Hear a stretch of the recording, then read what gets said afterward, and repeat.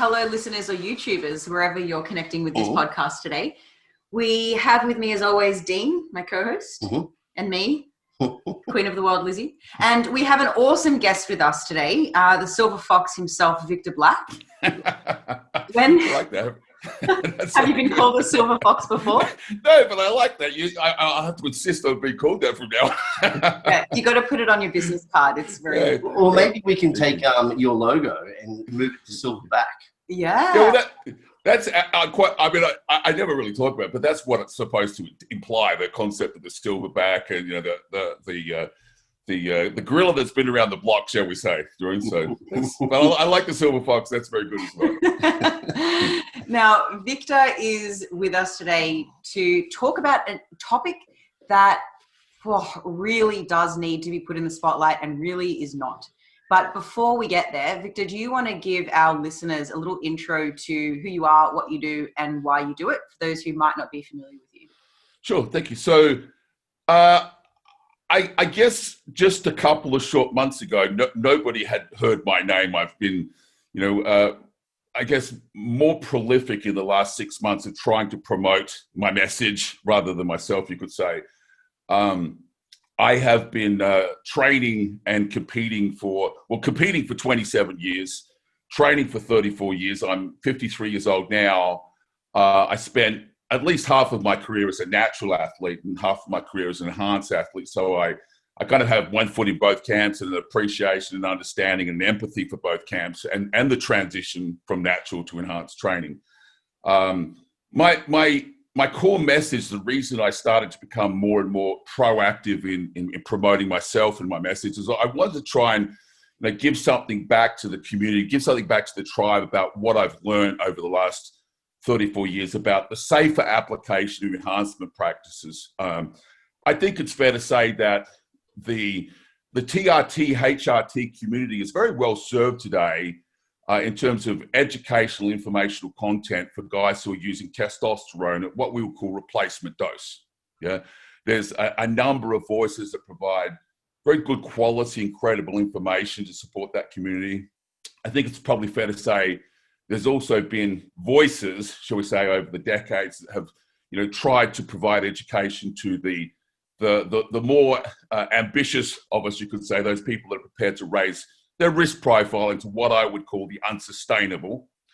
But my message is really for those people that are interested in doing this, that have a great passion for doing this, and are interested in trying to get the best possible outcomes they can with the least impact on their health, resulting in ultimately longevity. How can I do what I love to do for the next 35 years? As I said, I'm 53, and unashamedly, I have no intention of retiring. I will be doing this for the next 20 years as well. So really, that's my core message about enhancement practices, being very transparent about what we do, and why we do what we do, and how we can do it in a manner that is, I don't like the word safe. I think that's disingenuous. I think safer is a better word.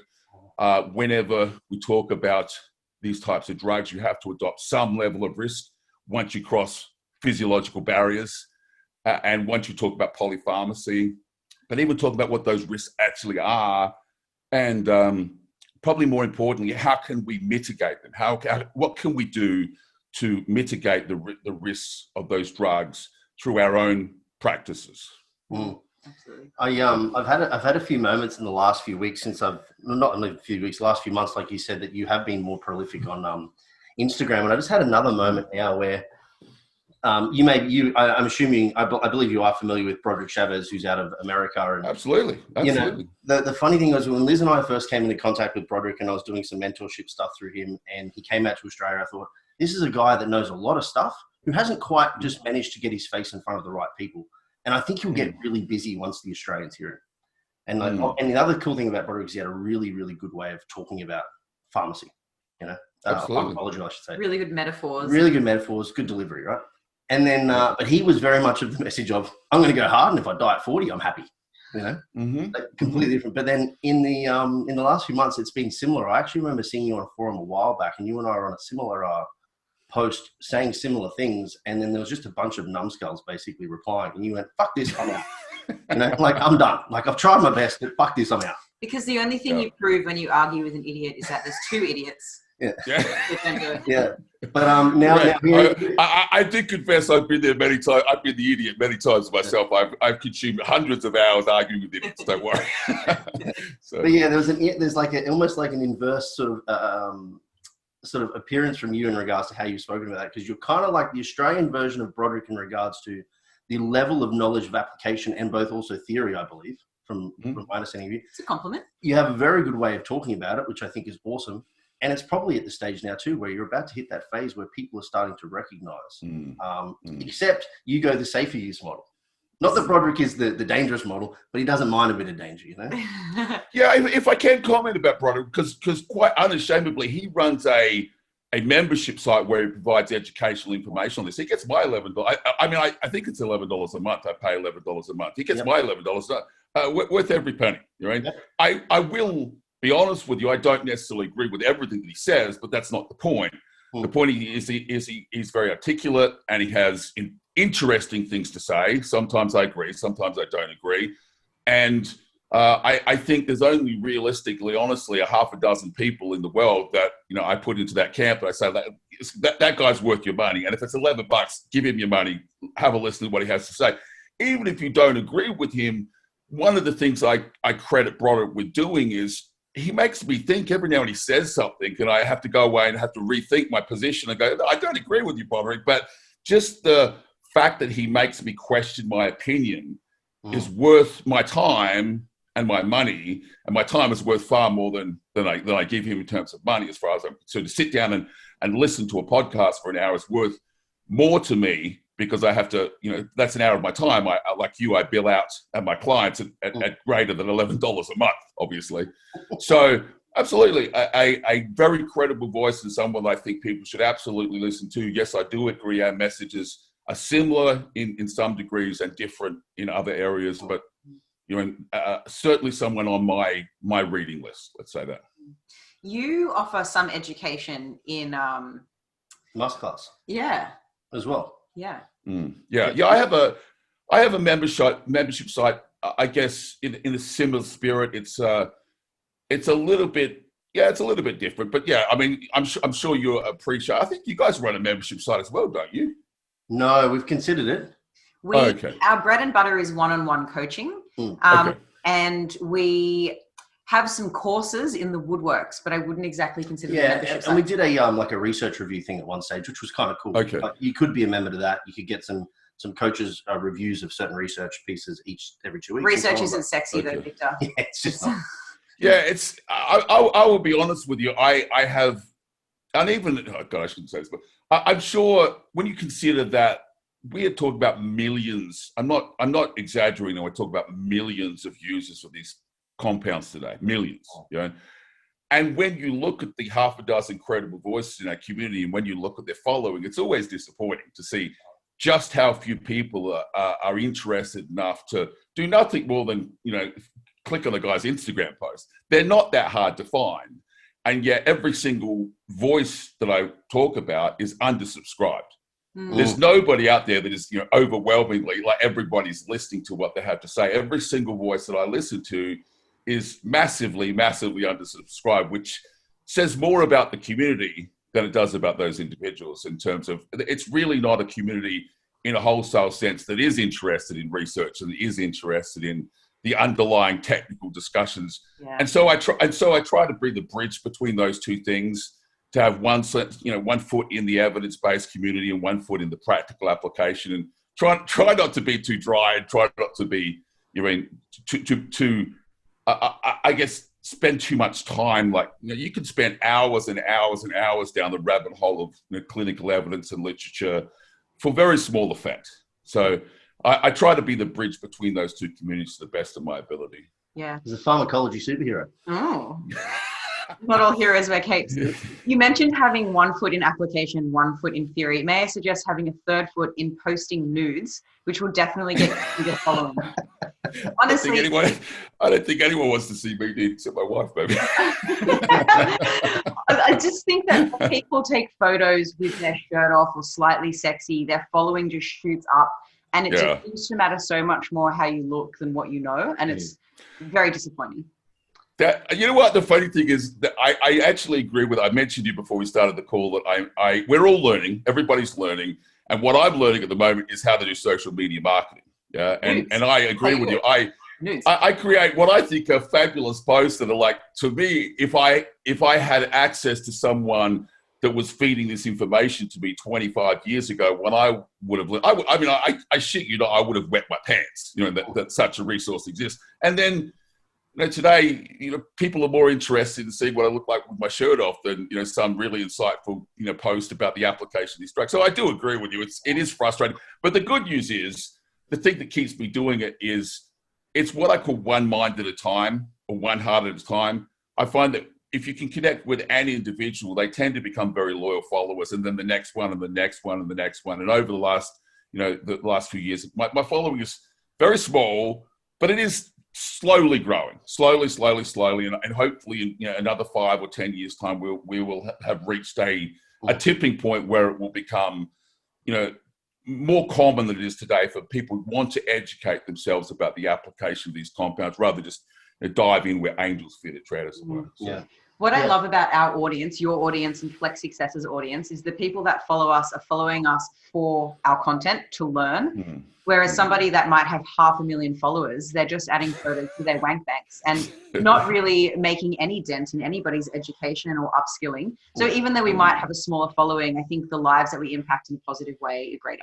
And the fan is a raving one too. Yeah. They're very invested in your message, so they're not going to leave, like you said. Because I love your post, Victor, and that's all that matters. Thank you, mate.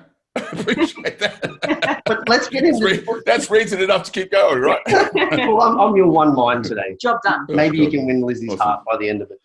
Cool. We'll see how we go. Let's start with the safer model. Can you talk us through that, and then we'll work our way into female ped use? Yeah. So I think it's fair to say that there's a number of ways you could approach the application of these. Let's call it performance and image enhancing drugs, if you will. Do you know? I think most people follow the more is better model. I think the get big or die trying method, mindset is dominant in our community, right? But it's also fair to say, well, even if we just look back over the decades, I think it's fair to say that the dosages that we've seen being used by bodybuilders has slowly been, getting bigger and bigger and bigger over the years. The risk reward model that people are prepared to take seems to get bigger and bigger and bigger. I remember when I first started, 1,000 milligrams of testosterone was like, ooh, that's a scary amount of testosterone. And yet today you see individuals who are, like very much novices starting out on their journey, taking doses, that are approaching, in 10, 15, 20 milligrams per kilogram of anabolic steroids. I guess the message there is there has to be, if you just think about it logically and rationally, there has to be a middle ground somewhere between HRT practices, okay, and outright abuse. There just logically has to be. So if we look at pretty much every single dosage response study that's ever been done on a hypertrophic agent or growth promotion agent, when, right out the box, basically, you have, like, if you have a series of greater doses, you start to see performance advantage, even at very small doses. And that improvement very often is measured by improvement in body composition, lean body mass, and fat loss, escalates as the dose escalates. But as I like to say, more works more, but more hurts more. So if we reference, there's an overly or an infamous series of studies that was done on greater doses of testosterone, where they gave a cohort of men so much testosterone over a time frame, and we saw response. It's fair to say that even the guys that were taking, 300 milligrams of testosterone a week saw an improvement in body composition. Now, not to the same magnitude as the people that took 600, or not to the same magnitude as someone that took more again, but they saw an improvement, okay? So it's just logical to say, surely beginning with a discussion, not ending there, but beginning with a simple discussion of what if I do nothing more than take my existing levels of endocrine hormones that we know have some correlation or relationship to outcome, and do nothing more than bring them up to, what I would call, the upper levels of physiological range. Okay, so a simple example would be if men, we'll talk about men for a moment, if men have a testosterone range that ranges from, say, 200 nanograms per deciliter to, say, 1100 nanograms per deciliter, and individuals fall within that range, naturally there's an inter-individual genetic variation. That means that you get different. If you did nothing more than said, look, I'm going to take that guy who has a level of 200 or 300 nanograms per deciliter a day and simply bring him up to what is still plausibly natural, not cross that physiological barrier, there is a performance advantage to be had, and at the same time a very, very small risk attached to that, because we are still operating within the boundaries of that human physiological range. Mm-hmm. Okay, so the safer use model, if you think about it from that perspective, is simply saying, well, we can start off with TRT, we can slowly titrate the doses of these drugs up,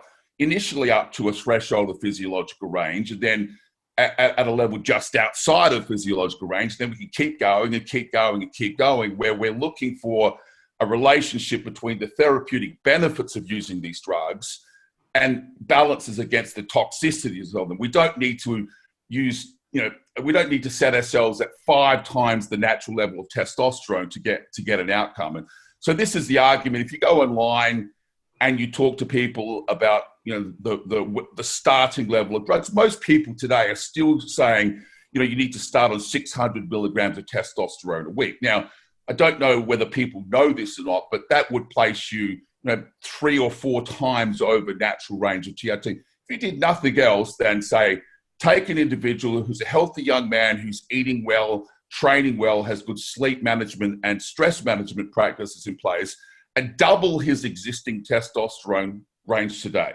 Whatever is today, let's just double it, okay? That is probably still within natural range for some men, okay? And he's going to start his journey at that point. He's going to start to see improvements in body composition at that point, but with, you have to be honest, with a very, very, very low risk threshold. So the entire safer use model says, there is a knob that we have that says, 0 to 10. It's not a button you press that says on and off. So I like to try in terms of explaining, like, whenever I start someone off that's a first time user of these compounds, we literally just start by titrating their dosages of testosterone up until the maximum expected or predicted physiological range for a natural man. Let's just put him in the top percentile, 1 percentile of men in the world at testosterone. And almost every individual you'll see will begin their journey towards being the best version of themselves by that simple act, right? Balanced against that is a very, very low risk profile. Now, you have to be emotionally patient, clearly, to do that. But it is a model that then extends into the use of other drugs. So if you then said, what if we did the same thing with growth hormone and the IGF-1 axis? What if we did the same thing with insulin? What if we did the same thing with various metabolic pathways? You start to create what I call the supernatural man.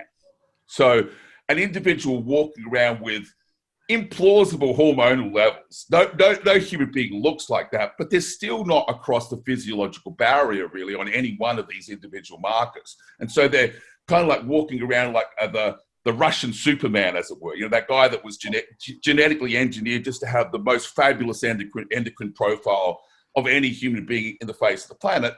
But collectively, his risk profile is still, comparative to outright abuse of drugs, relatively small. Mm. Yeah, so, outline what risk? You could liken that similar to even like an odometer, right? On a or a speedometer, I should say, on a car. Like you're taking somebody up into the higher revs so they get the benefits of speed, but you're not taking them into the red line where they then start to potentially cause damage. Yes, absolutely. Yeah. So, I mean, there are many analogies and ways you could try to describe it, but most people that I broach the subject with don't have trouble getting their head around the fundamental premise of it. It's not terribly difficult to understand. It's the execution of it that becomes interesting. The details. So okay, so I get the concept. So how do we do it? Becomes the conversation. Yeah. So we've spoken about risk and reward, and for those who are unfamiliar with what the particular risks are, let's stick to males for now, because we know for females little bit different. What might that be? What might they be risking? Okay. So most people, when you, again, talk on forums and Facebook groups and things like this, tend to be obsessed about what I call relatively benign events like, in acne or gynecomastia, things that are really very simple to address. I'm not saying we dismiss that, don't worry about it, but I'm saying hormonally induced acne secondary to androgen use is a very relatively simple thing to explain to someone why it happens and how we fix it. But people tend to be, the side effects are acne and the side effects are, this and that and that. I personally am more concerned about my brain, my heart, and my kidneys. These are the things that I'm interested in. So there are really 7 different androgen toxicities that we can speak to that range from toxicity on the liver and toxicity on the renal system, toxicity on the cardiovascular system, toxicity on the neural system, so your cognitive function toxicities. And so what I really consider risk to be about is saying it's not risk about gynecomastia. Gynecomastia is a very common experience amongst people that use these concepts, but ultimately all it is poor cycle design that causes it. It's an imbalance between the stimulatory inputs on male breast tissue and the inhibitory inputs. And as soon as you address that imbalance between stimulation and inhibition, you effectively address it. It's not terribly difficult to do, provided you know what you're doing and you execute it well. But things like impact on our cognitive function system or cardiac remodeling, structural changes to the morphology of the heart. These are very serious issues that you need to take very seriously because they can potentially be life-threatening at the end of the day. So the risks, I would basically say, the main ones that I tend to talk to people about is the risk to your brain, the risk to your heart, the risk to your kidneys. Clearly, there is this issue of liver stress, hepatotoxicity as they refer to it. But honestly, that's more related to, again, poor cycle design than anything else. One of the things I'm not an advocate is the use of methylated orals on a daily basis. And almost all of the liver toxicity that's consequential to anabolic steroid use comes from methylated orals. And there's no real reason that you even need to use them. I certainly do use methylated orals in the weeks prior to a competition, but it's a relatively acute amount of time, and I restrain my doses to quite small amounts of drugs. Things like Anadrol is probably a good example. Anadrol is a fabulous drug. I think anyone that's ever experienced Anadrol can attest to the fact that it's a very powerful growth promoter. It can have a significant impact on performance outcomes, but it is also the one anabolic steroid that we have that's a known carcinogen. So I'm not sure why people wouldn't treat that drug, with some degree of caution and saying, look, we have evidence, in toxicity testing, this drug has the potential to be carcinogen. How about at the very best, we use it, quote unquote, sparingly. So it is possible, in my opinion, with intelligent cycle design and good practices to mitigate the large majority of these concerns, the large majority of these effects. Which is why I think it's so important that people listen to people like you instead of the dickhead at the gym walking around with vials chattering in their bum bag. Sounds like City Gym. Can you get sued for saying that? That's funny. I was going to say, for a quick clarification there, so when we're talking about that safer use model, we're talking about both an escalation of dose consideration, but also a compound-specific consideration. Are there any other considerations within the safer use model that we've missed out on those? I would say for men, no, but for when we talk about women, it becomes very interesting, yes. Maybe I'll just address the men issue. So if you look at it and say, okay, so look, we have at least a half a dozen metabolic pathways that are relatively easy to identify, that each one potentially can contribute to hypertrophic outcomes. Most people associate the androgen receptor as the principal one, and it's certainly a valid discussion. But the safer model says, well, rather than take out a 20-pound sledgehammer and smash away on the androgen receptors, how about we modulate each one of these known 6 pathways, to some degree, rather than hyper-focusing on any one of them. You know? So if we look at those pathways and say, so what are those pathways? Clearly there is the classical, genomic pathway of a ligand binds with the androgen receptor and causes gene transcription. Everybody understands this, but you don't necessarily need to get into the 2 milligrams or 3 milligrams per kilo. You don't need to be in the 2 grams or 3 grams a week range, right, to see effect. So I'll give you a classic example. Let's say we took our androgen levels up to 500 or 600 milligrams a week. I think that if you choose compounds carefully, the 500 or 600 milligrams a week is I don't again like to say safe, but it's not a tremendous amount of stress on human physiology.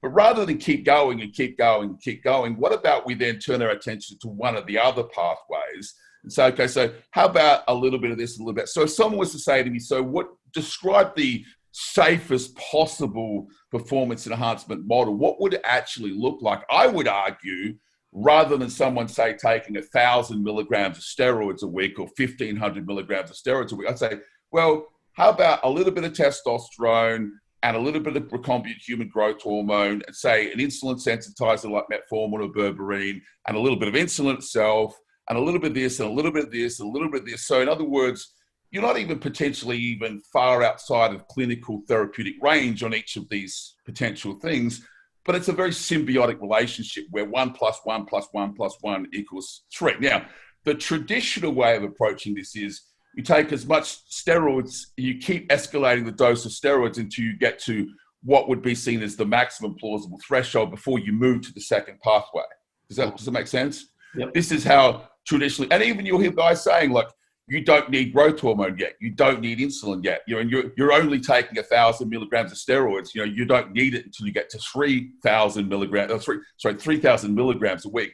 And I would argue, well, why do we think that way? Why can't we use a little bit of steroids and then a little bit of growth hormone and a little bit of insulin, and not place tremendous stress on any of these metabolic pathways? Understanding, though, there is a symbiotic relationship, there is a synergistic relationship there, that we can potentially get similar, even better outcomes with lower total cumulative oxidative stress than simply taking one of those things and as I said, following the traditional model, which is the overconsumption of anabolic steroids to the potential detriment of our health before we move on to a secondary pathway.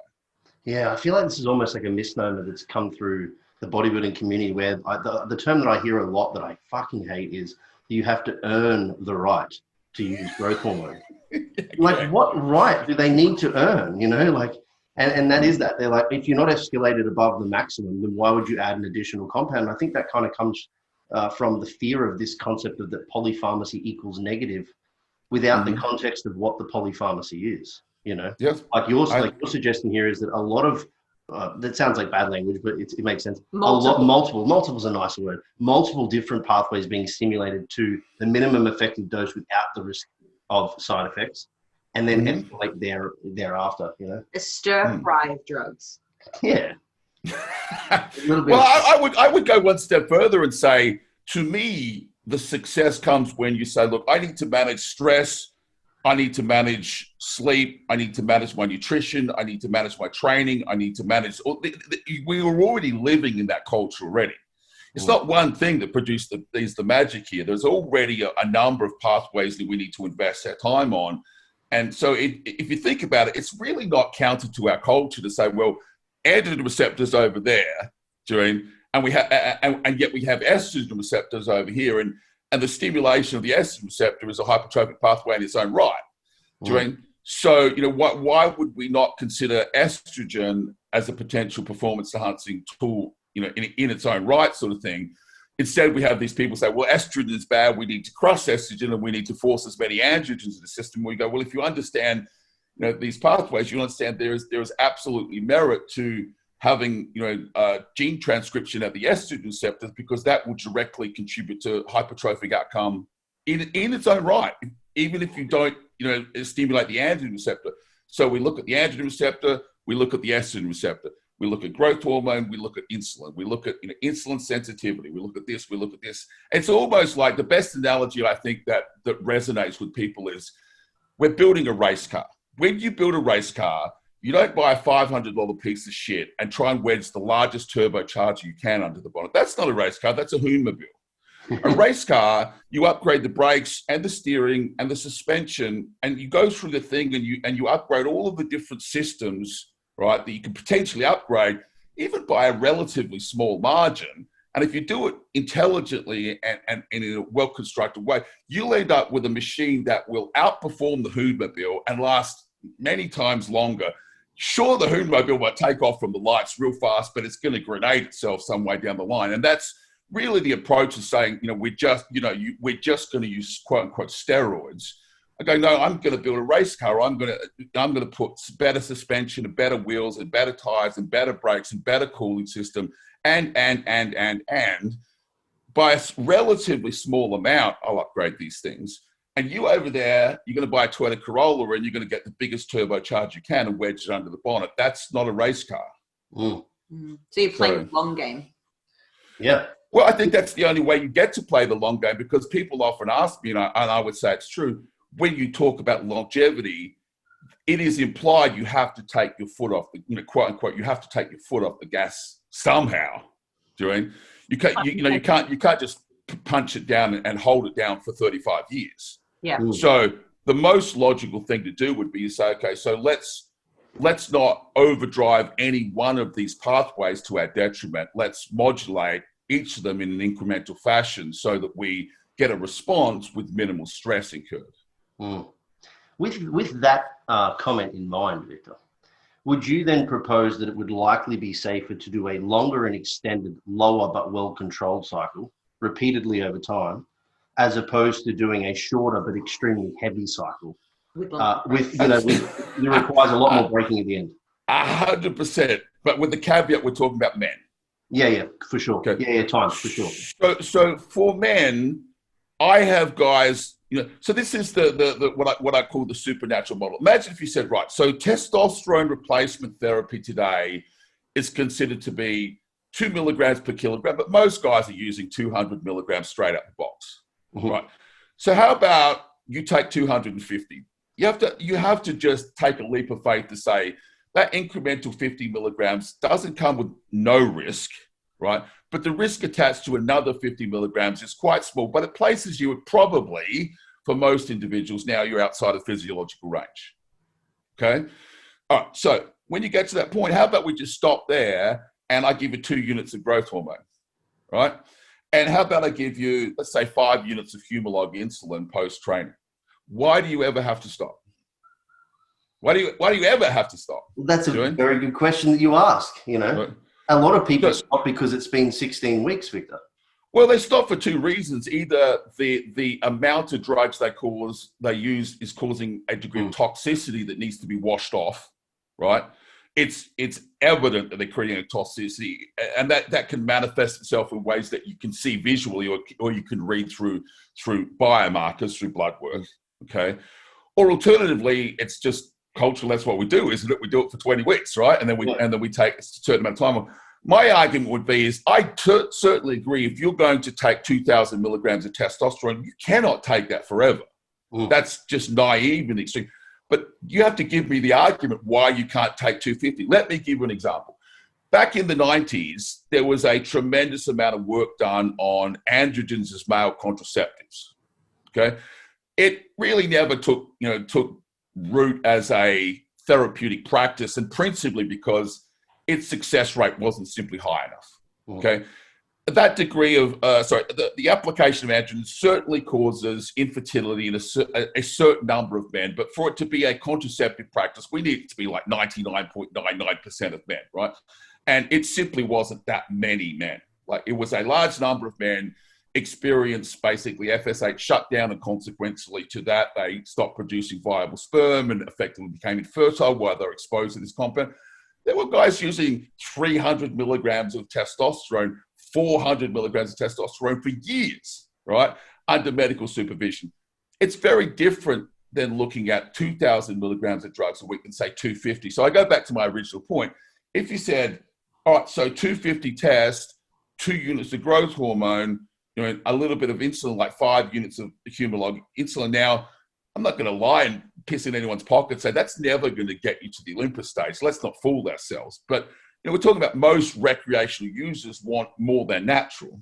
Okay, just those 3 things are going to improve your recovery, improve your performance, improve your body composition, and allow you, coupled with a good nutritional program, a training program, to at least make progress from the natural store. There's no rational reason, provided you have biomarkers and health screening to support that. My blood pressure is great, my blood glucose is great, my echocardiogram supports this, my blood work supports this. There's no real reason why you ever have to come off at that level. Now, obviously, you don't need to stop at that level either. You can keep going. Well, what about 300? What if I put another 100 milligrams of Master on the table? And what if I did this? And what if I did that? So I guess the whole discussion becomes, it's not a digital switch we turn on and off.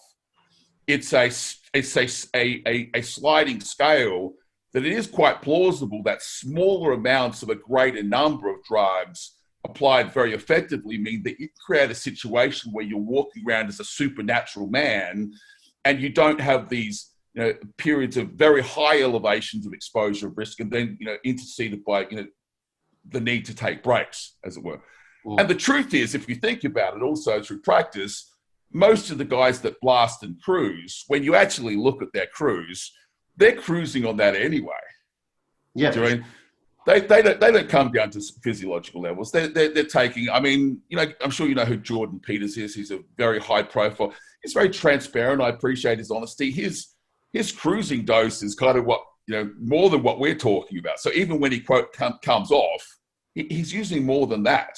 It's so funny. Dean and I joke about off or off. Yeah. Because guys are like, yeah, I'm off. And then when you're asking them like about their off, they're like, no, I'm not off. I'm just off the other ones. Correct.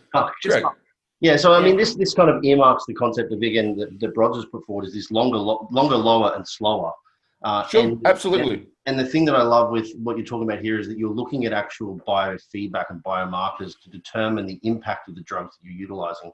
And that there may be the opportunity for an extended time of use if the situation allows for it because you're appropriately choosing the appropriate compounds. Correct. So it's obviously there's some framework that needs to be behind this. One of the frameworks I would say is I tell people, look, we have so many drugs available to say you should be using approved for human use drugs. Why are you fucking around with veterinary drugs in 2020? Yes, I'm empathetic. In the 1970s, you probably needed to use them because that's maybe all you could get your hands on. But today, we have so many drugs available. I don't like methylated orals, not because they don't work, because they cause unnecessary stress for really very small return. I do want to put one caveat on that thing because it does come up a lot, and I completely agree. So when people say, well, how much? The answer is really simple, and the answer is enough. In other words, right, even when it comes to training volume, I'm coming off the thread, but hopefully you'll appreciate what I'm going. People talk about how much training volume. At 53 years old, I do enough training volume to realize my goals and no more. Why? Because even if you exhibit perfect form, every single rep you do, when you're talking about 30, 40, 50, 60 years of training, it's like mileage on a car. It adds up, okay? So in other words, I do enough volume to realize my goals that I set for me, okay? No more, no less. If I did less, I wouldn't be seeing my goals. And what's the point of doing more than I need? Right? I'm not a professional athlete. I don't get paid to do this. It's a hobby and I want to be doing it 20 years from now. Why do unnecessary volume?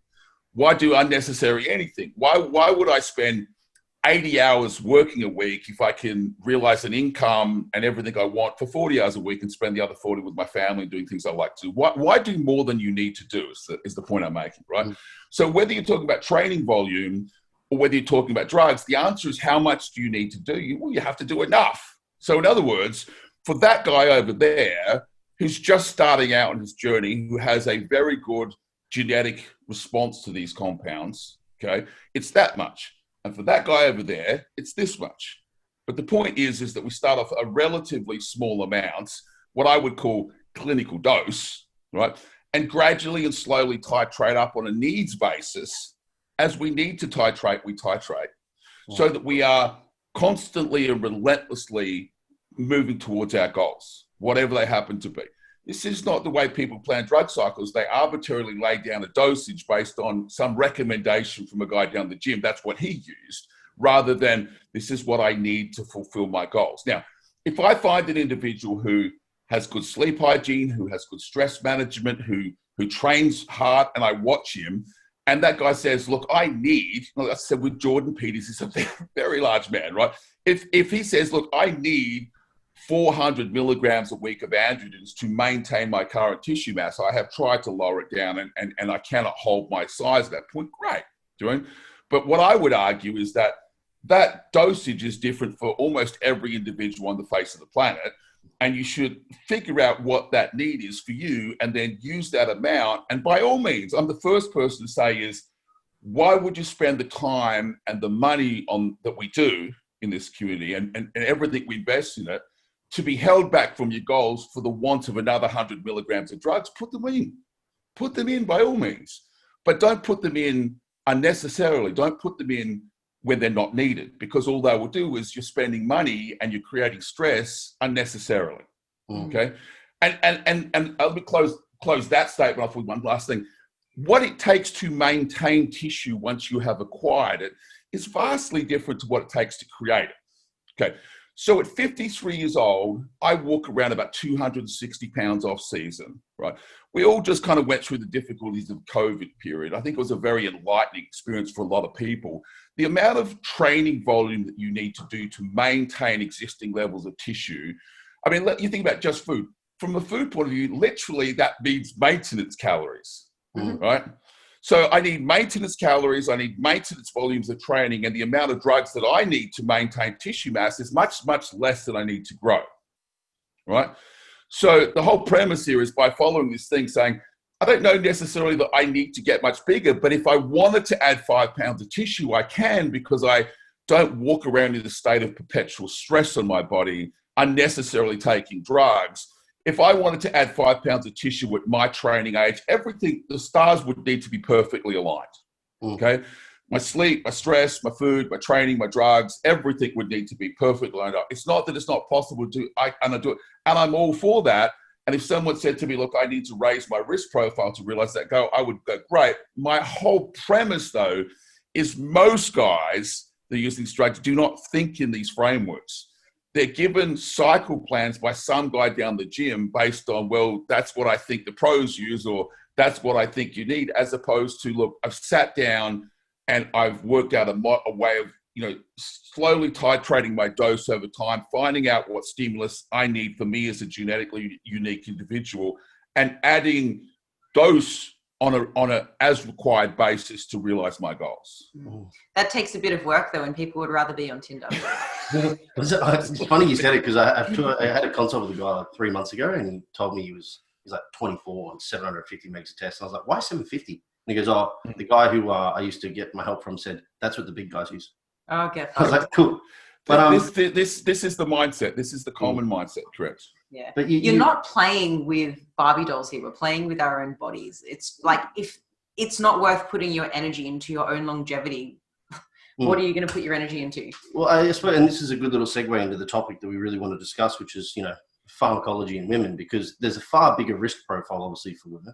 And one of the things that I mentioned before being time, you said that you wouldn't attribute the same rules and time to a woman. So what are some of the things that you think are worth talking about when it comes to women in pharmacology? Well, let's start with a far bigger risk profile, because some of the things I'm going to say, I do understand they are extremely controversial, right? So I expect people to hear what I have to say and go like, oh, I don't agree with that.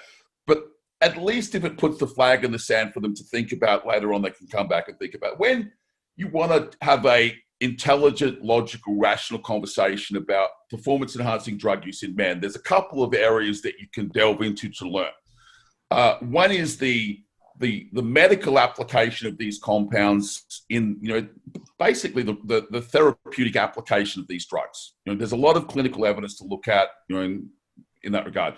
There's also a lot of information with regards to what we call age-related hormonal decline. So in other words, testosterone replacement therapies and the such like, for treatment of hypergonadism and even sarcopenia, and there's all sorts of information. But the fascinating thing is, a lot of people say, well, there's almost no information for women. And I completely disagree. In fact, the opposite is true. Most of the information that we have on what we would call steroidal SARMs, so Anavar, Primobolan, Masteron, Nandrolone, you have to remember these drugs ultimately, derivatives of testosterone, were developed for the application to the androgen sensitive. Okay, so a great many of the studies that have been done on these drugs are actually done on women. They're not done on men, right? So there's probably more clinical literature to consider for women than there is for men. Okay. Then what we can basically do is we can say, okay, so there's a similar, body of information related to age-related hormone decline, what we call, postmenopausal women and the application of HRT practice. It's kind of similar to men in that regard. But there's two other areas that are absolutely fascinating. The first is the transgender community. Okay. So it's very controversial and people don't like to talk about it because people don't like to be, I'm not transgender. Yeah, fair enough. You have to understand that these are women who are deliberately, intentionally setting out to induce those side effects that we wish to basically avoid. What better cohort could there possibly be to study than transgender women? This does this, right? So there's tremendous amount of information about what does what to transgender women, okay? Now, the challenge, of course, is you have to be open-minded enough to be willing to read it and understand it. But then when you talk about risk, yes, sorry, go on. Put my hand up like I'm in class. We're talking about women transitioning to a man, right? We're not talking about so women who were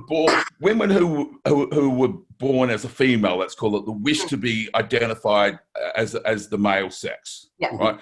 So they're deliberately trying to create male secondary sexual characteristics like facial hair and changes of body composition, these sorts of things, right? And the drugs they use are the drugs we're talking about. That's how they do it, right? So we have these bodies of information that we can look to and say, well, that's not what we want, right? So we better have a look at that. We better pay close attention to what those guys are doing, and whatever the fuck they're doing, we're not going to do that. Does that make sense? Absolutely. Right? For sure. Now, the great thing is we don't have that in men. There is no group of men out there fucking themselves up so we can look at it and go, we won't do that. Do you know what I mean? Yeah.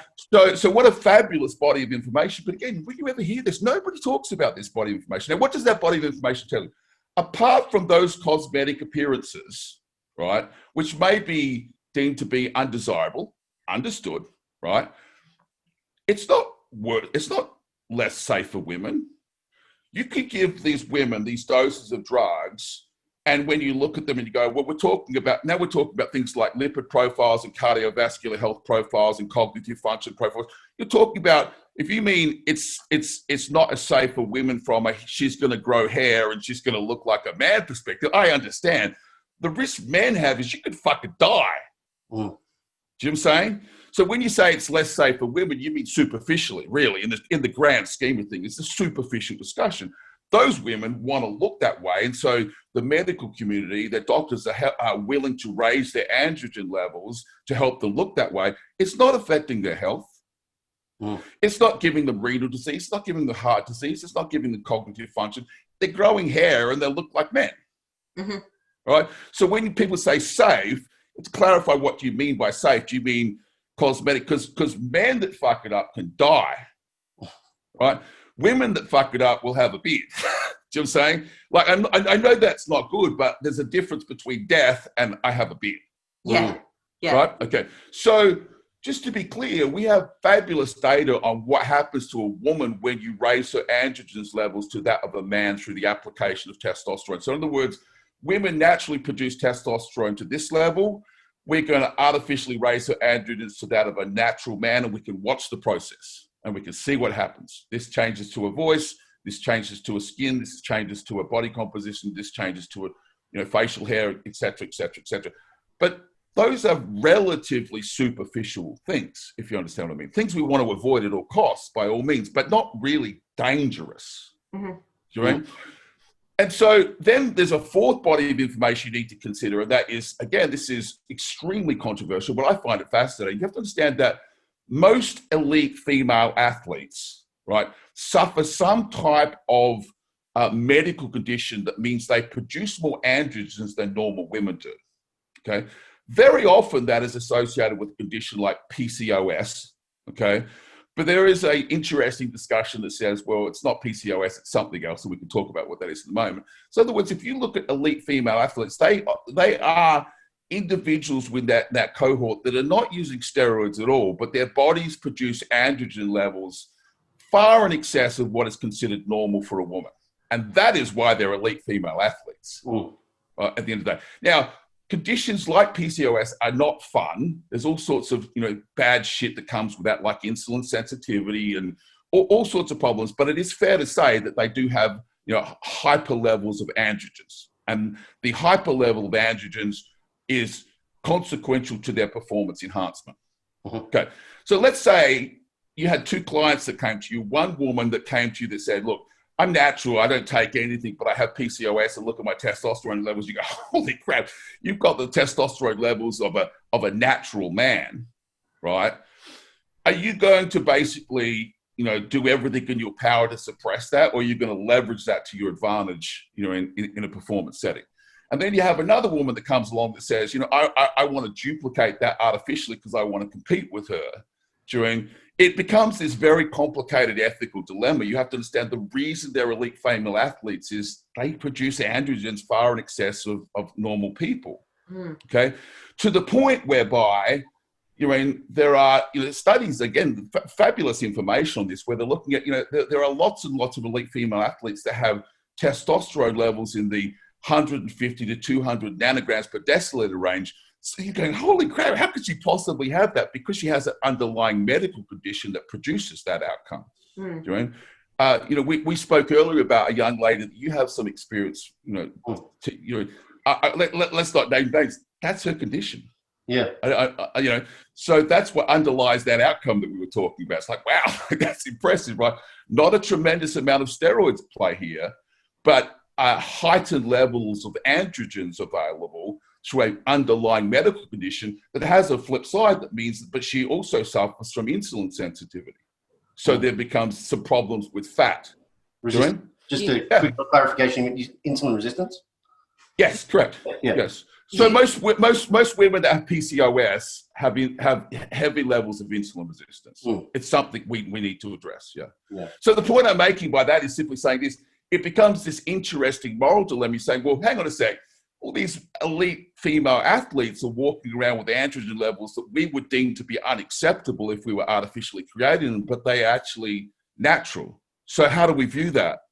It's an interesting discussion. As long as it's not creating problems for them, do you have to suppress it? What do you do? And I'm not here to say you do this or you do that, but I'm just saying it's an interesting discussion. And the thing that makes it most interesting in this, there is an argument that says it's not PCOS at all. Actually, that high level of androgen outcome is consequential to their training in a prepubescent state. In other words, the things they did when they were young caused them to produce those levels of androgens today. So they created it artificially. Right. Okay? The chicken situation. Yeah. Yeah, so it's this interesting thing. They've done levels of androgens on ballerinas. Ballerinas are famous for working very, very hard when they're very, very young. And later in life, they have a lot of heightened androgen issues, which start to cause feminization problems. Which you can imagine this great paradox because she's a beautiful ballerina, right? But her activities as a young athlete, as a prepubescent athlete, have caused her to have outcomes of heightened androgenism later in life, right? And now she's starting to lose that feminine outcome, but we actually created that with no drugs. Yeah. Right. So it's this fascinating conversation. I guess the point I'm making, though, is, just because, someone says, okay, women should have this level of testosterone level, is there a difference if they produce that naturally versus whether they create it, artificially? And who determines what's acceptable for them or not? Because a lot of female athletes that I know, they see themselves through different filters. They're not Barbie dolls. They see themselves as empowered, powerful women. So who sets the benchmark for what is and isn't acceptable? And I find the whole conversation absolutely fascinating. But the big blanket that lays on top of all this, women are exquisitely sensitive to androgens. You only need very small levels of androgenic increase to see very significant changes in physiology outcome, okay?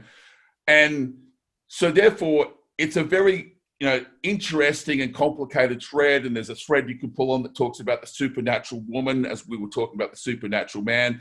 The challenge is, in my opinion, in this community, recommendations for performance outcomes are so agricultural that people are still living in the world where, well, all I do is take Anavar, and it's so far off the full conversation. I find it interesting. My personal approach to women and PDs is this, and that is there are a significant number of hypertrophic enhancement tools that we have that do not cause male secondary sexual characteristics, okay?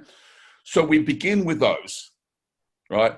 And we leave androgens to the last cab off the rank, okay? When we've been through all the other things, then we might talk about androgens. But the thing you have to remember about androgens is it's not the peak concentration of exposure that causes the greatest damage, it's the duration of exposure. Okay, so to give you a classic example, from the transgender studies, about 30% of the women that exposed themselves to 50 milligrams of testosterone a week were able to realize androgen levels, testosterone levels in the normal male range. Okay, that's not a lot when you hear about women that are taking 25 milligrams, 30 milligrams a week, saying, okay, so double gives you transgender outcome. If that makes sense. Yeah. But it's not the dose, it's the fact that, okay, yeah, but you just have to be patient and wait because it takes a couple of years. In other words, it's not the peak value of androgens that underlie the problem, it's the duration of exposure. So if there was a takeaway from this, I would say two things. If you're a woman, you need to first start with consideration, at least, of the drugs that do not cause male secondary sexual characteristics. Okay. A simple example, insulin doesn't do that. Oh my God, why would you use insulin? You're a woman. Well, that's not going to turn me into a man. How about that for a good start? That is a good start. Yeah, so it's a good, correct. So the final drug you would put on the table would be anything that fell into that box, right? And then comes the discussion about the emerging class of non-steroidal SARMs. People need to understand that the whole point of development of these SARMs is fundamentally for the androgen sensitive. These drugs have no place in the application in men. They're not being developed for men. If you even look at the clinical trials, they're applying it to breast cancer treatment and circumstances like that. I just shake my head when I see guys interested in SARMs. I go, you don't understand. These drugs are basically being developed because we know that all of the efforts we put into the development of steroidal SARMs, Anavar, Primobolan, Masteron, Nandrolone, there are still remnants of androgenic impact attached to those drugs, regardless of the dose. Okay, so the intent of non-steroidal SARMs is to see whether we can remove those last small androgenic vestiges that are behind. Okay, so if you're a woman, obviously you would be very interested in that, because you're exquisitely sensitive to the impact of androgens. But men have nothing to fear from Primobolan, right? And men have nothing to fear from Anavar, but women do. So it's a completely different mindset. The last thing I would like to say, and then maybe I can just see if you guys have got any threads you want to pull on here, is if you go through the clinical literature and look at the historical application of these drugs to women, most people are shocked by the doses that have been given to women. So a few quick examples. Before Masteron became the therapy of choice for the treatment of breast cancer, they used to give women 300 milligrams of testosterone a week for breast cancer treatment. That was the gold standard. Could you imagine giving 300 milligrams a week to a woman of testosterone? It's like, the mind boggles, right? Compared to 50 for transgender. Yeah. Correct. And so then that became Masteron. How much Masteron do they give women? 300 milligrams. Primobolan has been given to women at 400 milligrams. Anavar is given to women at 5 milligrams per kilogram. There are trials on Anadrol at 100 milligrams a day in women. Okay. So the irony here is there's all these disconnects between what does what and what outcome gets what. I think the biggest problem is if you look back at the 90s, and even before that, the golden days of the Soviet female athlete using steroids. You know that picture you have. You have to understand the amount of drugs they gave women back then was absolutely fucking mind-boggling. They sometimes gave women more drugs than they gave men.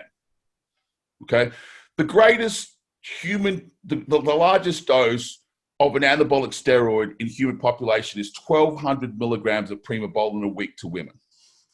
Right?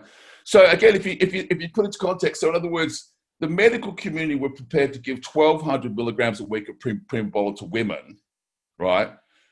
And when they gave it in clinical application, they wound that back to 400 milligrams a week, right? So what does 30 milligrams a week do? Not very much until you expose it for a long period of time. Does that make sense? Mm-hmm. Okay, so you can give women androgens like this at small doses, because we have evidence of what 300, 400, 1,200 milligrams a week does, but you cannot give them to it for extended periods of time. And that's the greatest risk to women, because they get into this sport and they start using these drugs, and for the first year, everything's great, and the second year is everything great. Slowly, you start to see change. Okay? But the reason underlying the change is it's a small but important, but people think it's the amount of drugs they're using, and it's not. It's the duration of exposure that's the problem. And you're not talking just necessarily cycle-specific duration, but rather total exposure over time. Total cumulative dose over a lifetime is probably a fair way to put it, right? So we don't think in our tribe in those terms, not for men and not for women, right? But the best way the best analogy I can use, if you think about a young man going through puberty, right, the profound changes that he goes through, but he goes through that over a 2, 3, 4 year period. He doesn't wake up one morning and he's a man because his androgen levels went up. It's very slow but relentless changes to relatively small levels of androgen increases. And so, in my opinion, very few women and very few coaches understand this. It's not the peak values of androgens that cause the problem, because we have clinical literature of giving women 300 milligrams a week of testosterone and 300 milligrams a week of masteron and 400 milligrams a week of primobolan and 100 milligrams a day of Anadrol, but relatively short treatment cycles. And when they're done, they're done. Do you know? Our tribe is, we use a little bit, we keep doing it, and you get years down the track, and suddenly you find these problems that have snuck up on you and kind of caught you unawares, as it were. So if there's one overriding message to women, it would be this. If you look at a career of use, you have to do everything in your power to limit your total duration of exposure to these drugs. Okay? You have to plan your career and say, look, here's a 10-year block of time that I'm going to expose myself to these compounds. What is my strategy going to be that says I'm going to use the least total dosage, least total cumulative dosage possible over that time block? Okay. And that strategy begins with saying, well, I'm going to use preferentially first cab off the rank, second cab off the rank, third cab off the rank, drugs that do not cause these problems. And I will only use those drugs as a last resort. The final thing that goes on the table is a drug that falls into that category. Okay, so things like insulin, as I said, really don't. It's very difficult to say. And I mean small doses. When I talked about men, I talked about like 5 international units of Humalog a day. That does not cause male secondary sexual characteristic changes. Do you know? So is insulin a drug? But we can at least discuss. Yes. What about this? What about this? What about this? And you go through the drugs, and you find that there's literally 2 piles of drugs. The pile of drugs that we can at least consider. Right? And a pile of drugs that we need to be extremely respectful and mindful and say, we really want to have minimal exposure, total duration exposure to those drugs. Okay. And that's not how people approach these drugs today. They're worried about the dose. Oh, she's taking 20 milligrams a day of Anadrol. I said, well, if she took it for a month and never touched it again, it's probably not a big deal. But that's not how people do it. They use it again and again and again and again and again, over and over and over. And I'm being very honest when I say these drugs can be very addictive, because you get a look about them. And I've met a lot of women that say, I only do this. But the truth is, you get to know them and they open up and they're very honest. But they're like guys. They have trouble getting off of them because they like the way they look. You know what I mean? So there's all these there's all these threads that you start pulling on, and you realize that the entire conversation is fascinating, but also potentially problematic, because it's not a simple case of saying, don't use that drug, use that drug. It becomes a discussion that needs to be had. Yeah, that's a really interesting point you bring up about people feeling like, I'm not going to say addicted like people get addicted to heroin, but addicted to the way that they feel, and they can get, men and women, wrapped up in the identity of looking like a physique athlete. And if you let yourself go, it's almost embarrassing or shameful, or you feel like a fraud because you now, attach your identity to being this stage lean, jacked person all the time. Which is only achievable in the presence of said pharmacology, which is the problem. Yeah. Correct. And that's particularly problematic if there's an income attached to it. Yeah. Right? Yeah.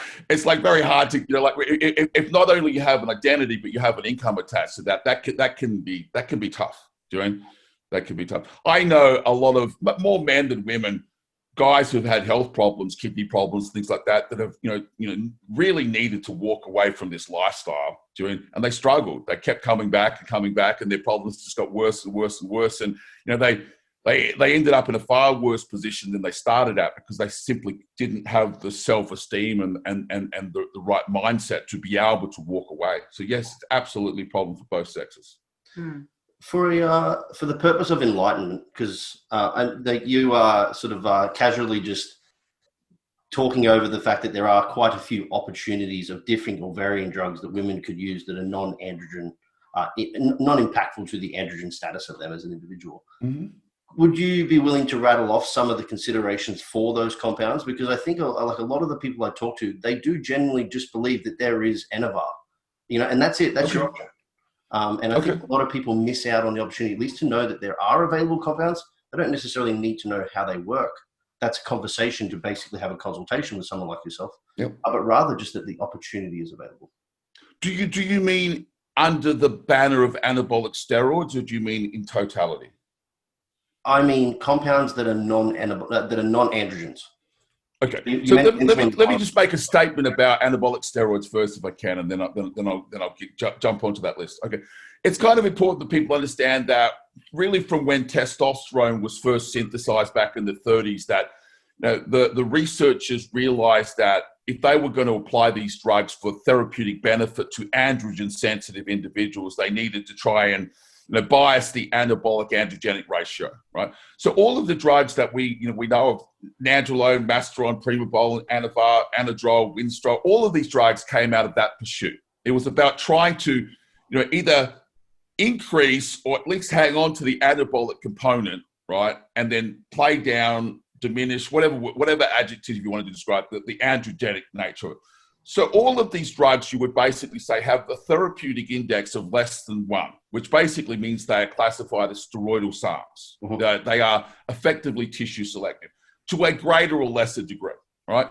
So in my opinion, Anavar and primobolan are probably the least androgenic of these compounds to women. But again, this is dose dependent. You take enough of these compounds, you will see an androgenic impact. There is still a vestige left there, right?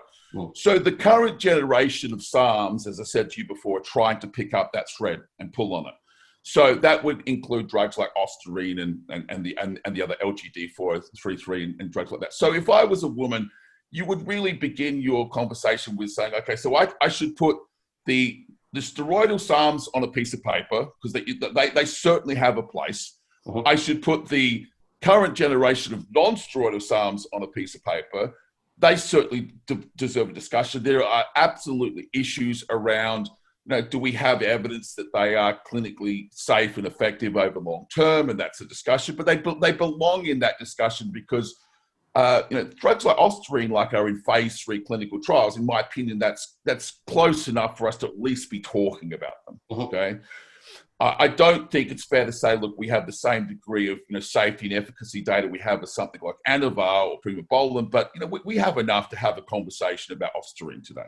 Okay, and then what you would move to is the typical drugs like growth hormone. Is growth hormone, does that induce male secondary sexual characteristics? No, it doesn't. Growth hormone is used in male and female growth hormone deficient patients, and it is fundamentally given in similar doses without concern to these effects. Okay. Is it possible that there's adverse events associated with growth hormone? Absolutely, but they're effectively the same for men and for women. You can increase your insulin resistance but you don't create male secondary sexual characteristics at moderate doses of that drug. Okay, provided it's that drug. I should point out that it's important to understand that there is a question whenever you buy something from the underground lab. Did you actually get what you paid for? Yeah. And that needs to apply to across the board. How do you know it is what it says it is, right? So growth hormone would be the first. Second, you would put insulin on the table with that. Drugs like metformin and berberine, in terms of insulin sensitivity, again, these are drugs that I'm quite bullish about. Something like a PPAR agonist. I don't know whether you're familiar with drugs like GW1516 and SR9 and telmisartan and things like that. These drugs, again, there's a discussion to be had about the good, the bad, the ugly. But the point being is they do not induce male secondary sexual characteristics. So for someone that says, look, I've made a decision to use GW1516, it doesn't matter if you're a man or a woman. That's a somewhat moot point, sort of. Mm. And then we have really all of what we would call the androgenic, agonists, like the clenbuterol and terbuterol and albuterol and all these sorts of things. Again, banned substance in the performance, in the WADA community because of the potential performance enhancing effects. And you could have a valid discussion about good, bad, ugly, otherwise, but they don't induce male secondary sexual characteristics. Interestingly, clenbuterol is a drug that is misunderstood by men because women are so exquisitely sensitive to growth promoters that you can give a woman clenbuterol and see a hypertrophic response you would never see in a man. It would just go unnoticed. And so it's a fair thing to say, look, if you gave a woman who's training her ass off as completely natural, if you gave her as little as 40 micrograms a day, would she have a competitive advantage in a natural bodybuilding show over other legitimate naturals? Yeah. And if she got caught, she should be banned because that's an advantage, right? I know natural women, and if she was competing against someone that said, it's just 40, don't worry about it, it's only 40, but no. It works, right? So again, those types of terbuterol, clenbuterol, the albuterol, that class of family are things, the PPAR agonists. Then you get into things like injectable L-carnitine. I'm a huge fan of injectable L-carnitine. I think it's a massively underrated drug. Clearly, it needs to be injected because of the bioavailability issues and things like that. But again, this is a amino acid. This has no impact on male secondary sexual characteristics. So you could very easily end up with a list that says something like insulin, yes, growth hormone, yes, clenbuterol, yes, PPAR agonist, yes, and potentially even 5 milligrams of ostarine a day. Here, that the degree of male secondary sexual characteristics is very, very, very small by comparison to something like an anabolic steroid. So, hopefully that's enough, but there is a list of these compounds that need to be put on the table for consideration, yeah. Yeah, it's exactly what I was looking for, because I think, like I said, I think there's a lot of naivety around the potential for non-anabolics to drive hypertrophy in women. And they don't come at the cost of that superficial femininity that a lot of them have a problem with. Can I put another one down on the table? Sure. Don't train like a little bitch would be the one I'm putting down on the table. Because I hate it when I see women put the freaking things around their ankles, connect it to the cables, and just like do kickbacks and like the Stairmaster, lift like a fucking lifter. To be fair, I think we could say that about men too. I don't see as many men doing booty kickbacks, but yeah, sure. I used to call Liz the man eater when I first met her, mate, because in the gym that we trained at, we hadn't met. I used to watch her go up to, there's one piece of equipment that she used to always do this to, and it's the unilateral hammer strength plate-loaded row. And you can get really good little pull on it. But she would go up and she'd be like, are you using that, mate? They'd be like, yep.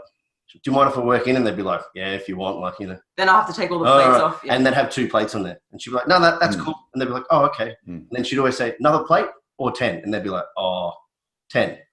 And then next one, another plate or 10? Fuck. I'm done now. 10. And then they'd be like, I'm done. And then she'd rock 3.5 plates or whatever. And they'd just walk away with their tail between their legs. Like, that wasn't a fun experience. Honestly, that's a funny story, but it actually happens to me quite often if I'm to match a guy on whatever he's doing. They're like, all of a sudden, they're cutting their set short. And it annoys me because I'm like, look, maybe I've just been training for longer. Maybe I train harder. Maybe I'm at the end of a training block and you're deloading. And it is funny and haha, man eater. But we need to stop comparing ourselves, because we're not power lifters, we're bodybuilders. Maybe your rep ranges are higher. Maybe I'm going for 5s, you're going for 15s. But, can I just I just want to go back and make a statement about those drugs that I said. I just want to be super clear so no one gets confused. Please, for anyone listening to this, do not misunderstand what I'm saying, that those drugs are quote unquote safe. Yes. Right? Every single drug that I listed has the good, the great, the good, the bad, the ugly. Right? And if you can't sit down with someone and they can explain to you literally the great, the good, the bad, the ugly of a drug, be very careful who you're talking to, because they probably have a degree of bias that is problematic, right? There are people out there that will tell you about such and such a drug, and if you ask them, well, what's the ugly? There must be an ugly. Like, oh, there is no ugly. Like, be careful of that guy. Every single drug has the ugly attached to it. The point I'm making, though, is none of those drugs relate to that specific issue with women. Okay? And with women, because women are so exquisitely sensitive to growth promoters, it's actually plausibly possible to say it's safer for women than it is for men. Because if you said to me, okay, so what's the minimum effective dose for clenbuterol for a woman? I would say, let's say 40 micrograms a day. I would not accept that a natural woman should be able to get away with taking 40 micrograms a day and competing against other natural women. That's unfair advantage to me. Okay? Yeah. So would men see a significant hypertrophic benefit from that? No. Okay? But women will. And the caveat to that then is, so what's the consequence to our health of that dose? I don't think clenbuterol is a safe drug, but it is a dose-dependent problem, right? In other words, 200 micrograms a day, you're going to have some issues to deal with. But you have to understand the therapeutic dose for clenbuterol is basically 80 micrograms a day, right? So if they're prepared to give 80 micrograms of clenbuterol to a day to someone to treat asthma, right? And we can see a performance benefit from women for half of that dose, right? Are they going to end up potentially with cardiac remodeling problems? No, because we know clenbuterol has that potential to do that, but at doses far in excess of that range. Okay, so they use clenbuterol deliberately to induce cardiac remodeling at 2,100 micrograms a day. 2,100 micrograms a day and 40 micrograms a day are two different propositions. They're two completely different discussions. As we'll say, the dose is the poison, as they say. So I apologize. I just want to make sure that people don't think I'm saying, oh, these are all safe. Steroids are bad. These are safe. I'm saying all of these problems have the good, the bad, the ugly attached to them.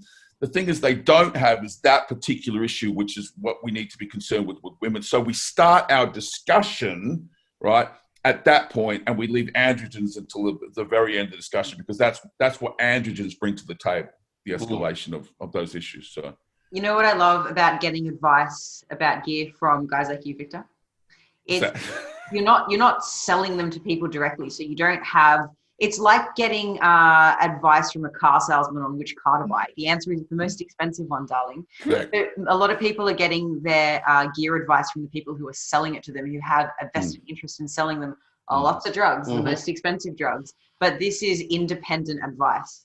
This is the great problem with the SARMs debate. If you think about it, like I would say the overwhelming majority of people have gotten their information about SARMs from people who sell SARMs. Do you know? They haven't gotten that information from credible third-party sources that get paid either way. Buy it, sell it, don't, whatever. You're literally going to, a used car dealership asking if it's a good car. Of course it's a good car. It's the worst possible. Of course it is. Deals go around. Yeah. So yeah, I not only agree with you. It's my pet peeve. People talk about SARMs and I've had people send me references to SARMs. I've said something and someone has tried to refute what I've said with a reference to a website. I go, dude, this is a website selling SARMs. Like, this isn't a credible, this isn't a credible source of information. It's a marketing piece. Yeah, it's like listening to the ATP podcast and getting gut right. Hey, now you're throwing stones. You get in trouble there. All right, they've already got in trouble. Bite me. To the effect of millions of dollars. Yeah. Now, I feel like we could talk all day on this topic, but just to make this a palatable sized podcast, I think we might wrap it up and end with some funnies. Is that all right with you, Victor? We always have some fun at the end. But first of all, we always ask our guests if they have something where it could be either a resource, something worth a sharing, website, a book, that's something worth sharing and value to the listeners. So is there anything that you can think of? It can be unrelated or related. Yeah, that's a good question. Yeah, there actually is. There's a guy that I would like to promote if I can. His name is Dr. Scott. Dr. Scott Howe. Dr. Scott Howe. Yeah, sorry, it's slipped my mind. Yeah. So Scott has been the most tremendous asset to me over the last couple of years. You know, I've asked him questions. Scott basically did his PhD in androgen toxicity, right? Mm. In my opinion, one of the leading educators in terms of the safer use of these compounds. Okay, so anybody that doesn't know Scott, he doesn't have a very high profile in that community. It's fair to say that it's growing every day. If you don't follow him, please follow him. He's a very busy man. He's really not a coach as such, and so he puts out some information. It's not God. I wish it was every day. I would just listen to everything he has to say. Fascinating guy, fabulous insight to the community. Has some personal experience with androgen use, so he's not just a pure researcher. And someone that I would say, look, if you don't know who this guy is and you don't follow this guy, you should follow this guy because he's one of the world's leading researchers on harm reduction and PED use. And but follow him by all means. I apologize for messing up his name. It just kind of sprung out of my head at the moment. But yeah, absolutely. That's one guy that if I could get his name out into the community for someone that you should, take a listen to. There's obviously other people like Scott Stevenson, Dr. Scott Stevenson, like Dean St. Mart. I think he produces, really interesting information as well. I think those two guys have probably got, the traction that most people listening to this have probably heard of him, whereas Scott, he kind of deserves a much higher profile in that community than he has today. I'm trying to get up his Instagram handle. It is, yeah, because tier 1. Okay. But his Instagram handle... Yeah, tier one, correct. Yeah. Okay, his Instagram handle for anyone listening is POOHIRON, if you would like to. It pronounces as poo iron. Poo iron. I know, I didn't want to read it out. I was like... it is tier 1, and it is in good. Okay. What? He doesn't do a lot of Instagram content. He's got a few cracking podcasts out. He's got one also on your YouTube podcast, Victor, so... he's been on my podcast, and I'm hopeful to get him back a couple of times. He's one of these guys that if I don't have the answer to the question, he's one of my go-to guys. Like, can you help me out with something? So absolutely, and he provides harm reduction consultations and services to the community. I think he's just a tremendously undervalued asset in that community. So whatever support people can offer him, please do that. Yeah. Do you have something the no. others? All right, so would you rather review? I've got 2 questions to ask you, mate. Mm-hmm. So what's something you've changed your mind on recently?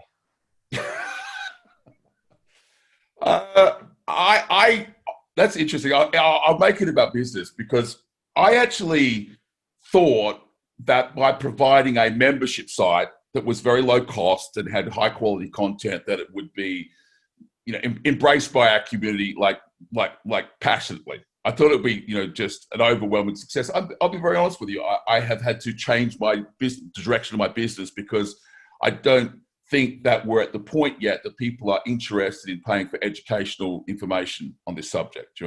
So I thought we were ready, but I still think we're not. So I have a very small number of people that have supported the membership site, and they're passionate, and they drive me to create content, and they keep me motivated. But I thought the community was a little further along than it is. It's a little bit frustrating, a little bit disappointing, and I've changed my opinion of just who's out there and who's listening and who wants to be educated. And as I said, things like I mentioned before about Broderick. Broderick runs this website. It's $11 a month. Why the fuck wouldn't you join that? Anyone that's interested in using PEDs, why would you not give the man your $11? I set the price of my membership at the same price point at once. You would think that people just saw that and signed up. There's a certain amount of free content that you have to put out to the marketplace so people can see what you have to say. And then you have a back end for say, you would think it would be a no-brainer, but whether it's myself or Broderick or a number of other people in the community, they're always undersubscribed. And my thing that I've changed my opinion is I thought our tribe was a little bit more enlightened and a little bit more further along the path of wanting educational content than they are. I think we're getting there. Yeah. There's an interesting... Slowly. One mind at a time. One mind at a time, as I say. Sam Harris, what's his... Waking Up? Waking Up is his app, but he has a podcast where you can go in there, and if you want to do the long form podcast, it'll cost you a certain amount of money. Right, but if you go to the website, like a Patreon. Yeah, no, it's not Patreon, because Patreon take a certain amount of money, and he doesn't like that. So what he's done is he's basically said, hey, if you want to get all of my content, I'm just going to make a number up. It's $9 a month. But if you genuinely cannot afford it, email me and ask it for free, and I'll give it to you for free. Sure. So he's basically saying, like, here's an honesty policy. I'll take you all on, but if you can afford to give me $10, I'd appreciate the support. It's a really interesting, because he's in neuroscience, so he's playing games with people too. Oh, there'd be a lot of assholes out there that can afford it that say they can't. For sure they would. Yeah. But I suppose then it still gets you more shares, maybe more content. Yeah. But that's a good one. All right. If you could manipulate one human gene to your advantage, what would it be and why? That's interesting. I think the aging gene is something that as I get older, I'm more and more interested in anti-aging practice. Honestly, I look in the mirror sometimes and I just think, I still feel like I'm 25 years old. You look young. You've got great skin. I feel like Botox. No. I have this tremendous amount of empathy for older individuals. You see people in their 80s and things like that, and I just think I'm starting to project what it must be like to get to that point, and you still feel so young and enthusiastic for life. And it's really challenging. I am slowly transitioning my own education, because I'm always learning myself. I'm slowly moving in that direction myself. So how do I keep this going for the next 30, 40 years myself? Some of the practice I participate in, I understand I'm pushing back against just the sheer volume of food that we consume in our tribe, and some of the practices aren't really conducive to those types of outcomes. Most people would be familiar with that. But yeah, very, very, very slowly, very gradually, I'm moving towards cognitive function decline and anti-aging practices in general. And I think eventually we will get to the point where we can actually manipulate those genes, Julian. Hopefully it will be within my lifetime. I watched a Netflix doco once to try to tell me that metformin was going to make me live longer and better. Oh, yeah? But it was a parallel they were drawing that was quite nice. But big fan of metformin. I recently finished a book called Homo Deus, which is the sequel to Sapiens, I believe. I don't know if you've read either of those books. I don't know either of those books, no. Oh, they're incredible. I'm gonna link them to you on Instagram. That'd be great. But, Homo Deus Homo sapiens is a brief history of humankind. So how did we evolve to be where we are? And Homo Deus is a brief history of tomorrow. And it's basically saying that inevitably, we're Homo sapiens now, we're going to merge with artificial intelligence and be immortal. And we will be so different then to what we are now to, what we were millions of years ago. We'll be unrecognizable. And we just hope that the computers will be nice to us. Yeah, but we treat animals, like non-human animals, a particular way. And the concern in the book is that Homo Deus will treat Homo sapiens in the same way that we treat animals. In the same way. Yeah, because we look at animals as being like inferior and less intelligent and whatever, and we will be inferior and less intelligent, and they will be immortal. And that is the ultimate anti-aging. Immortality. A very interesting subject, and I honestly think it's in the next couple of generations this is coming. I'm old enough to remember television with 3 channels and no mobile phones and dial-up internet connections, all that stuff. It's just we live in a different world in one generation. It's an extraordinary. It's what an extraordinary world we live in. I think it's fabulous. Yeah, I remember growing up thinking, I really wish I grew up in the 70s and a feminist revolution or some revolution. But actually, we've lived through the technological revolution. And I know. And now also a pandemic, which isn't something that everyone will do in a lifetime. But yeah, I think if you're interested in anti-aging, I think you'd really like this. I would check out both those. Thank you for the recommendation. My pleasure. The pressure's on you. Would you rather? Would you rather? Normally we have a card game and we pull one out of the hat. But I'll think of one on my toes. Would you rather never be able to use performance-enhancing drugs again, like as of tomorrow, cold turkey, or have to keep your beard and your hair on your eyebrows, but dye them bright purple? I'm definitely dyeing my beard and eyebrows purple. Absolutely. I think that'd be a good look, though. No? You won't be the silver fox anymore. You'll be the purple fox. Yeah, but that'd be I think I might try that just to shock you. I reckon you could get away with it over there in Thailand too. There's an open tolerance to these things where I live, so that's all right. Okay. Well, I mean, otherwise you're just the normal guy with a grey beard. Now you're the huge jacked guy. I'll have to think of that. The purple beard and eyebrows. You get a pinstripe down the center. Oh my God. Far out. Now, if people wanted to get in contact with you, maybe to talk about gear protocols or do a consultation, something like that, how would they reach out?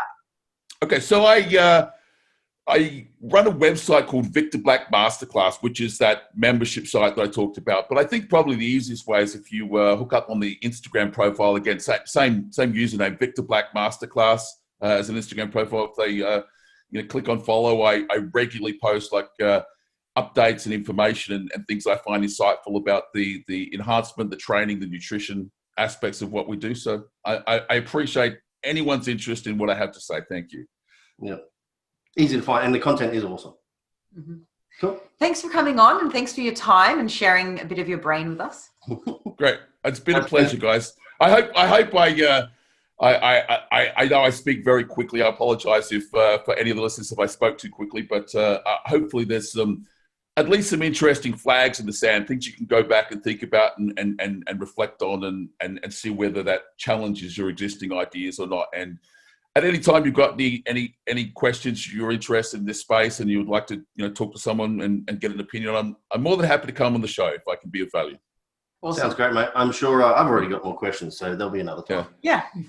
Be a Silver Fox 2.0 episode. You'll be the purple fox. The Purple Fox 2.0. Yeah, I'll try doing that. All right, thank you very much, guys. Sawadee Cup. Thanks very much, mate.